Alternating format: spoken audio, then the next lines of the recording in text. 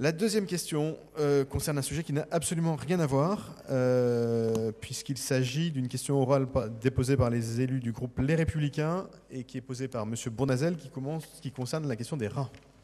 Merci, Monsieur le maire, mes chers collègues. Lors de la séance du Conseil de Paris des 12, 13, 14 et 15 décembre dernier, j'ai dénoncé la prolifération des rats à Paris, notamment dans les parcs, espaces verts, quais et plans d'eau, mais aussi dans les bâtiments municipaux, notamment les écoles, dans les immeubles et dans le réseau des transports souterrains. Je suis également intervenu à la demande des locataires pour demander une action de dératisation dans les logements sociaux.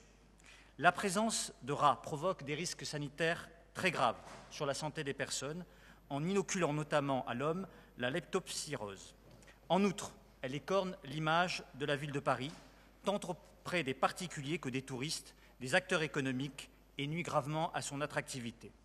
Hier encore, 2 habitants m'ont appelé. Rue Stephenson, la mère et la fille, des rats, ben oui, un moment de stupéfaction, et des enfants, square Clignancourt, une famille encore qui habite rue Hermel, m'a contacté pour se plaindre de la prolifération des rats au square Clignancourt. Alors, pour proliférer, ces rats ont besoin d'un terrier. Ils ont besoin de nourriture et d'eau, ainsi que d'un accès entre le réseau souterrain et la surface. La nourriture existe en quantité abondante sur l'espace public, en raison notamment de l'insuffisante disponibilité des poubelles, mais aussi en raison de leurs structures mêmes qui ne sont pas hermétiques à l'intrusion des rongeurs, en raison également de l'incivilité de ceux qui jettent leurs déchets sur la voie publique. Il est donc nécessaire aujourd'hui de veiller au bon entretien des canalisations de la ville, mais aussi des immeubles, et d'améliorer les campagnes de dératisation. Il y a urgence à agir.